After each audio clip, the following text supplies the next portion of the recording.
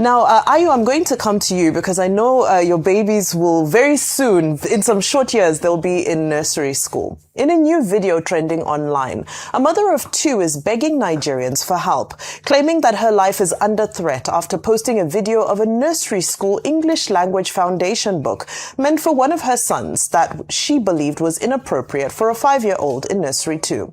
In this clip posted on her TikTok account on Friday, the woman questions the violent nature of the book, before also revealing the book's lawyers have been threatening, those are the publishers, have been threatening her as well. Let's take a look. Look at what I read that made me came online. Once upon a time, there was an old man who had a very fat dog. The dog and the old man loved each other. One day, the old man kept a big meat near the fireplace and asked the dog to look after it. But the dog slept off and a thief came to steal the meat. This made the old man sad and then think he must punish the dog. The next day, he put an iron in the fire, and when it is very hot, he went to where the dog was asleep again and put it inside the nose of the dog. The pain made the dog run mad and ran away from home. This passage was what made me came online and ask, as a first-time mom, that my children are my priority. And I read this.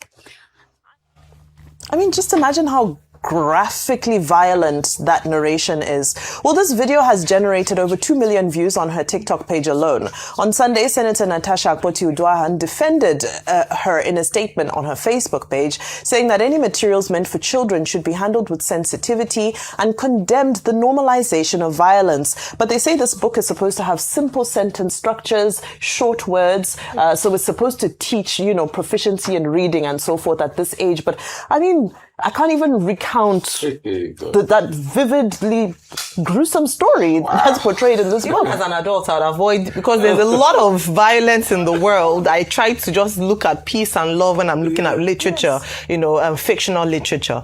But thank you so much for bringing this story up. I saw it over the weekend as well, and I was taken aback when I heard the content of the book for a 5-year-old nursery school. So a number of things here before I go to even the larger, the other conversation on intimidation and threats by the publishers. Number one is that who is responsible for textbooks and oversight of textbooks for schools in Nigeria or schools in states? The first responsibility of schools in states is SUBEB, the State Universal Basic Education Board, the State Ministry of Education. It is devolved in that way. How did this pass through the ranks? Number two is that it's probably a private school. We've often talked about how a number of, especially low-income private schools, are largely under-regulated or even not regulated at all. So people just put up mushroom schools and there's lack of oversight because there's a sheer number of them and maybe lack of capacity or just people not doing their jobs. So that's another instance. As a parent, when you send your child to school, you want to assume that you're sending them in the best conditions, in trust of people who will take responsibility under strict regulatory oversight. But we've seen that fail, unfortunately, a number of times. So what I'll be calling for now is an investigation into, number one, how did that book get into the school? Number two, who are the publishers who actually signed off and agreed to publish the schools? Some people have even called for a review of their license to publish, because if they were, if they allow this book to go through, then there's a big problem. And let's even review some other books that they have released into the market for children. The other area, of course, would then be the school itself. Why did the school allow such a book to be read in its vicinity? You can publish a book, but the responsibility, or the school has a duty of care to its students to ensure that whatever material is being used in teaching or passing on a message ought to be child friendly. How can you put a book that talks about torture? This is not just about animal cruelty, it is torture. And we know how impressionable children are. They want to practice a lot of the things. How many of us practice the things that we did? We'll back a child, mommy and daddy, we'll sweep, we'll do things that we saw in books. And so you can imagine when we're talking about violence and how the world has become so violent, and you're teaching young children this every single adult or human being ought to be concerned about this. Then to a larger body, the Federal Ministry of Education, the Nigerian Education Research and Development Council, who is responsible for regulation and textbooks that are used in school curriculum, they should also investigate and look into this. Then finally, we have a culture of intimidation in Nigeria. We've seen this with the tomato paste issue, with the bread issue, and now with the textbook issue, whereby you make a complaint. And by the way, books can be publicly reviewed. It's a public document. We see book reviews. I don't have to speak positively about your book. If I think it's not good enough, I should have a right to talk about it. But every time there's a criticism or a feedback based on, and it's not positive, or it doesn't favor the product, all of a sudden we have intimidation, and sometimes they even use institutions of state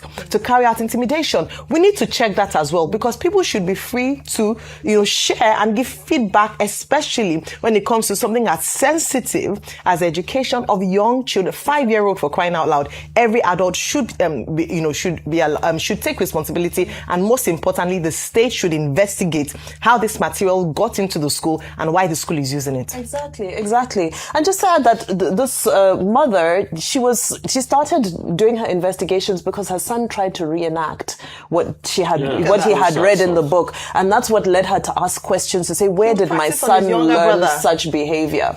Absolutely terrible. So I hope that is reviewed and that book retracted and edited before being reissued. So can I just say one thing? Yes. Thank you for bringing up this story of the mother. This is why parents cannot outsource the training of their children. Yeah. If she didn't take time out to look at what her child was doing in school, she might not have found this out. Yeah. And a number of people are busy. And I had to give parents some credit. Life, we had to work, but you had to also take out time to look at the things that your children are doing in school, because you are the primary caregiver and responsible person over that child. Absolutely. So kudos to that parent for, flagging this up. Very well.